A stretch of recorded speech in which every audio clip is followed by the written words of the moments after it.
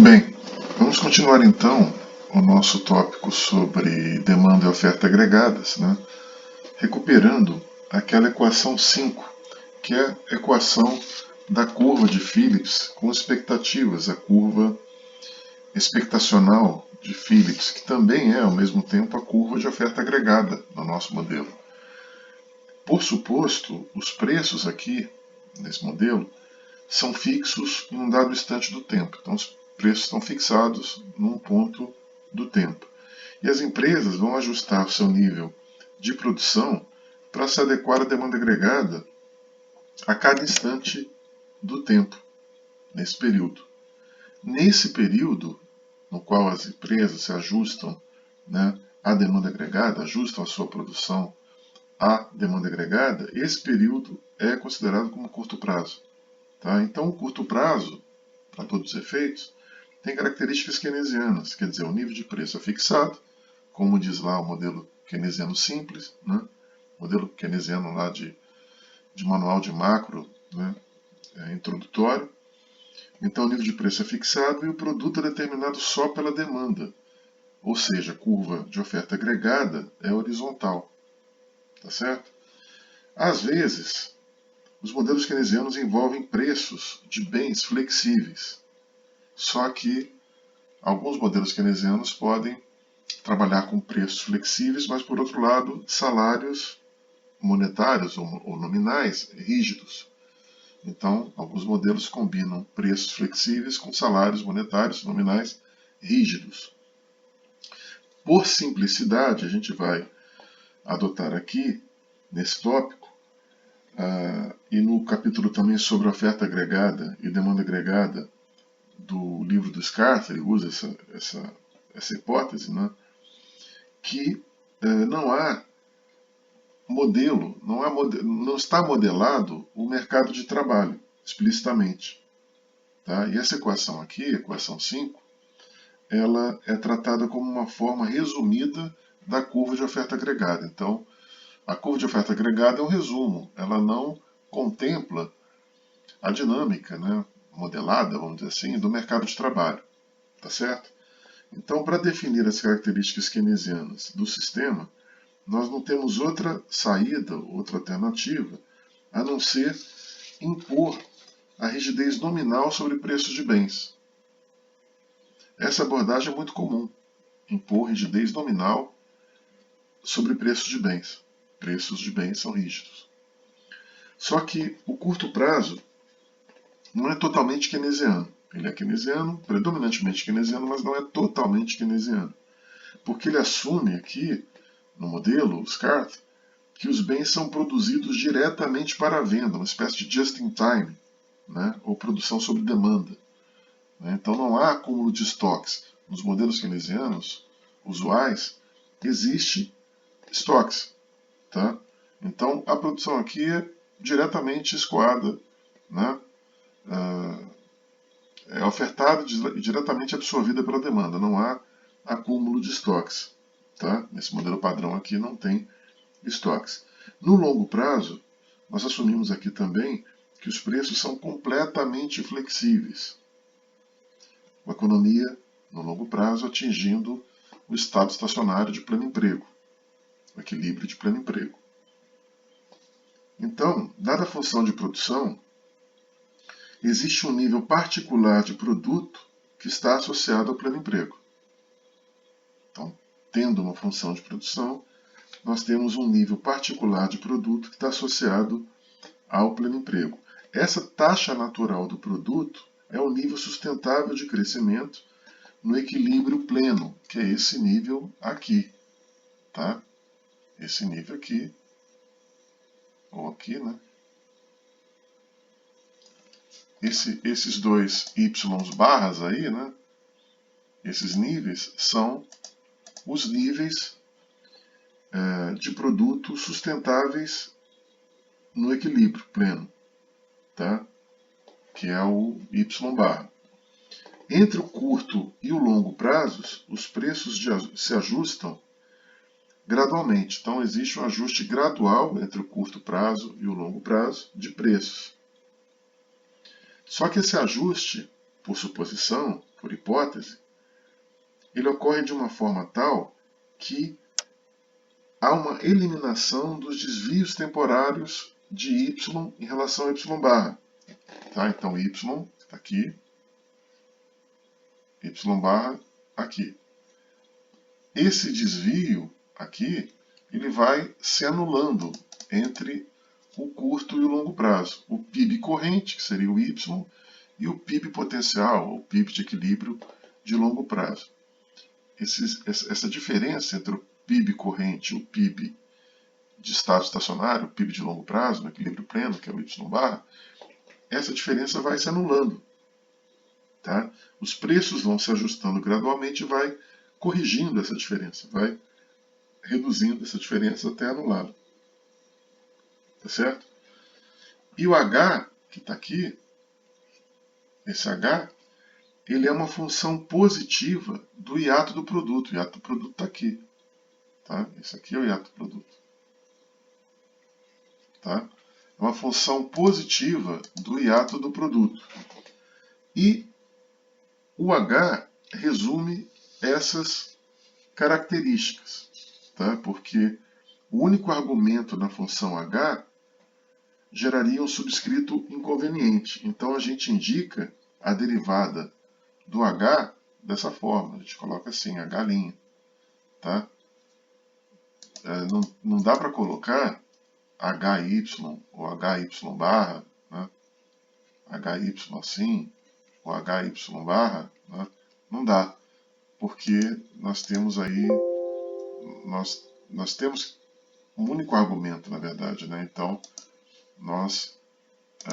não fica interessante fazer HY ou HY barra. Então a gente adota essa notação aqui, tá? H', que por suposto é positivo. Então essa sensibilidade dos desvios do PIB em relação ao seu estado de equilíbrio pleno, tá? Essa sensibilidade, melhor, sensibilidade da variação de preços em relação aos desvios do PIB, né, você pode chamar aqui desvios de descompassos entre oferta e demanda agregadas, né, é denominada de H. Tá? Essa sensibilidade, elasticidade das variações de preços aos desvios do PIB. Tá? E por outro lado, a gente tem aqui outro componente que é a inflação esperada. Tá? Que é o PE. Então, no equilíbrio pleno, nós teríamos isso aqui. Nós teríamos y igual a y barra. Aqui nós teríamos o equilíbrio pleno. Tá? Y igual a y barra. Vou escrever direito aqui, porque ficou meio estranho. No equilíbrio pleno, a gente tem isso aqui. Y igual a y barra. Tá? Se nós temos y igual a y barra, isso aqui se anula. Tá? E aí nós vamos ter, no equilíbrio pleno, que a equação vai ficar assim. P ponto, P, vai ser dado só a variação de preços pela expectativa, que é o PE. A inflação esperada vai determinar a variação de preços, né, com nenhum espaço ali para desvios do PIB, porque não há desvio do PIB quando a gente está no equilíbrio pleno. Né. Como o y barra, essa constante aqui, y barra, ela é uma constante exógena,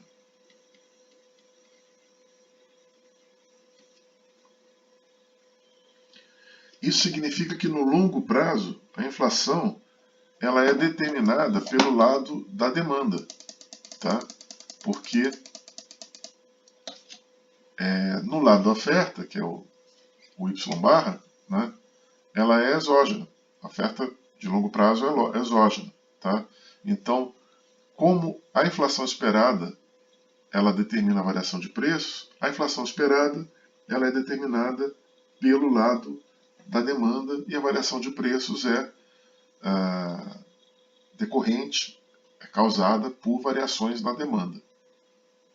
Tá certo? Então, para explicar isso, nós vamos supor, por exemplo, que o πe seja igual a zero. Tá? Vamos supor πe igual a zero. Isso chama-se hipótese de expectativas estáticas.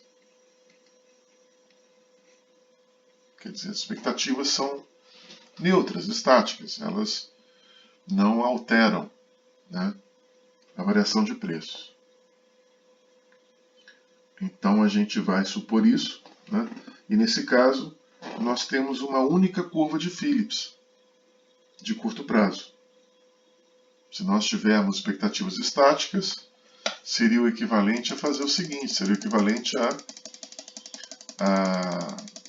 ignorarmos aquele segundo membro da equação anterior. Tá? Seria o caso de a gente ignorar isso aqui. Né? Então, a gente teria só esse pedaço da equação aqui como sendo a nossa curva de Phillips de curto prazo, a nossa curva de oferta agregada também. Né? E nesse caso aqui, se eu tenho πe igual a zero, como eu tenho a identidade de Fisher, que é essa aqui, né, I é igual a R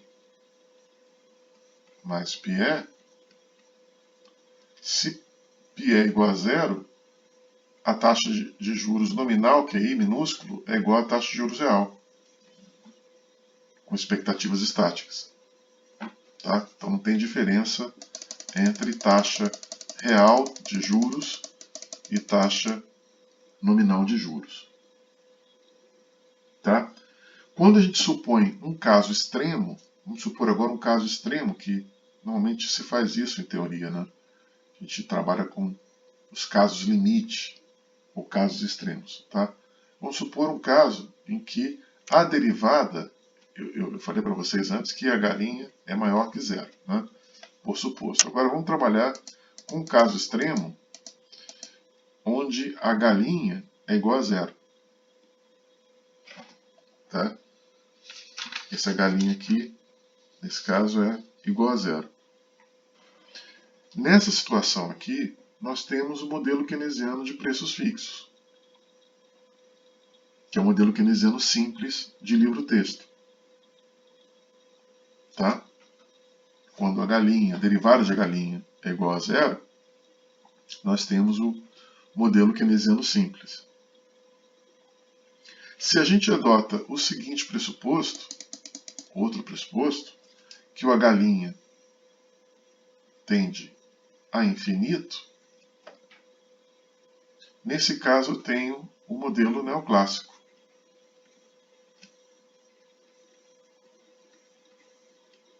Opa. Modelo neoclássico.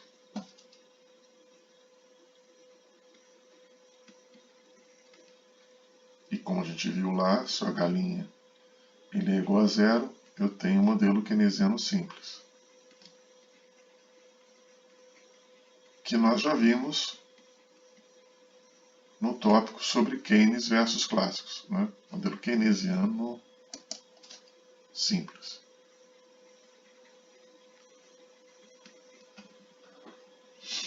Tá? E aqui, no modelo neoclássico, os preços são perfeitamente flexíveis. Nesse caso, os preços são fixos. Tá? Então, trabalhando essas duas hipóteses de casos limite, a gente tem, na primeira hipótese, com a galinha tendendo ao infinito, o modelo neoclássico. Com a galinha igual a zero, nós temos o modelo keynesiano simples. Tá? Só que ao invés de a gente trabalhar em cima desses casos limite, nós vamos adotar um outro pressuposto, né, mais moderado, vamos chamar assim, e vamos trabalhar algumas suposições. Tá? A primeira suposição que a gente vai trabalhar é que o modelo keynesiano se aplica no curto prazo, na atualidade, no exato instante em que o choque ocorre, que um choque, né, exógeno ocorre. Então, no curto prazo, como nós já dissemos, o modelo keynesiano se aplica. Tá? Não importando o tamanho de H. H pode ser grande, pode ser pequeno, tal. O modelo keynesiano no curto prazo se aplica. Só que, no longo prazo, nós temos o modelo neoclássico. Tá? Então, o modelo neoclássico se aplica no longo prazo, uma vez que tenha decorrido o tempo infinito, o longo prazo. Né? E no longo prazo, né, nós teríamos aquela condição de equilíbrio, né, que y... Opa! Vou pegar a caneta aqui. No longo prazo, quando a gente tem, né, y igual a y barra, a gente viu que o P ponto, P, é igual à inflação esperada. Né?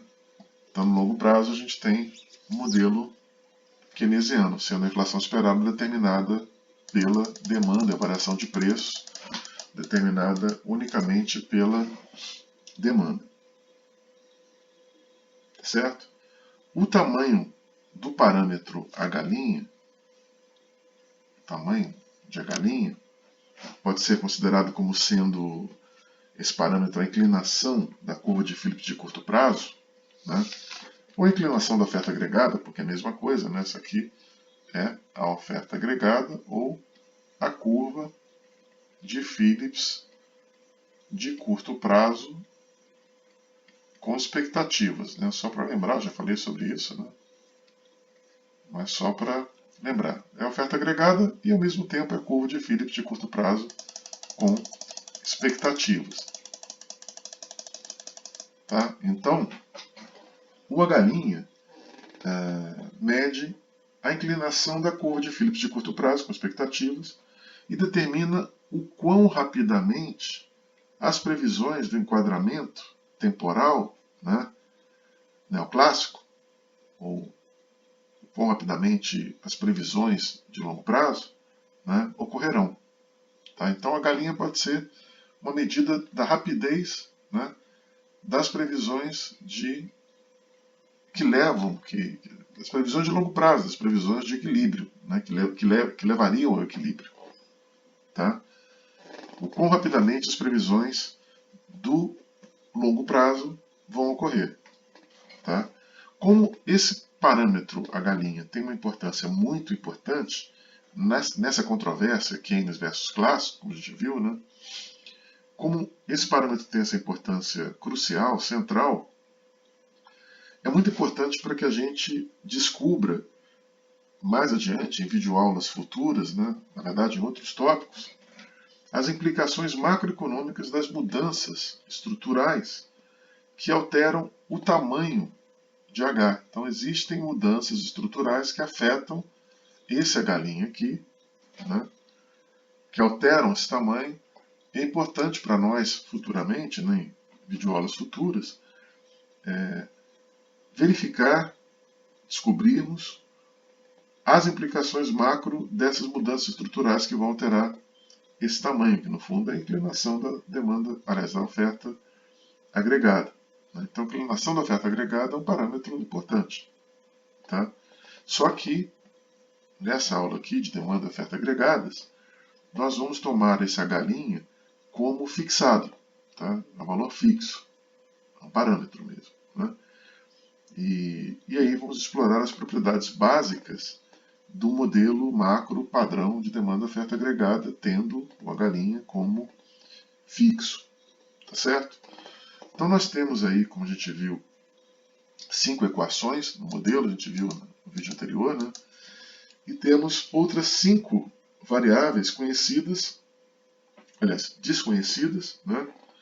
Ou endógenas. Tá certo? Então, no curto prazo, nós temos, vou chamar aqui, curto prazo. E aqui, longo prazo. No curto prazo, nós temos as variáveis endógenas, vou chamar de vendo, né? Variáveis endógenas. Quais são? O PIB efetivo, PIB corrente, a taxa de juros real, o nível de investimento e a variação de preço, P ponto. Tá? Essas variáveis são endógenas, são desconhecidas. Tá? Já as variáveis exógenas, as VEXOS, são as variáveis conhecidas, né? O gasto, tá? Isso aqui está na videoaula anterior, né? Se vocês olharem lá a equação, que deve estar no caderno de vocês já, vocês vão ver isso aqui. O G, que é o gasto, a despesa pública, né? O gasto do governo. O M, né? Isso aqui é uma vírgula, tá? M, o PIB efetivo, né? O produto de pleno emprego, o produto no equilíbrio pleno. E o nível de preços. Aqui é a variação de preços, né? P ponto, alteração, mudança no preço, e aqui é o nível de preços inicial. Agora, o longo prazo. No longo prazo, nós temos as vendo e também as VEXOS. Variáveis exógenas e endógenas. Né? As variáveis endógenas, no longo prazo, são Y, R, consumo, aqui entra o consumo, tá? O investimento e o nível de preço, e não a variação de preço. Então, acrescentou aqui o consumo e trocamos a variação de preço, que ocorre no curto prazo, né, que é a variável endógena, e aqui no longo prazo, o nível de preço é a variável endógena, variável desconhecida. Né? Já as variáveis exógenas, no longo prazo, são G, como a gente viu, né, M, o Y barra e a variação de preços ela é exógena. Ela é determinada fora do modelo, ela é uma variável conhecida. Tá? Então, preços no curto prazo é o nível de preços pré-existente. Esse nível de preço aqui, né, é o nível pré-existente.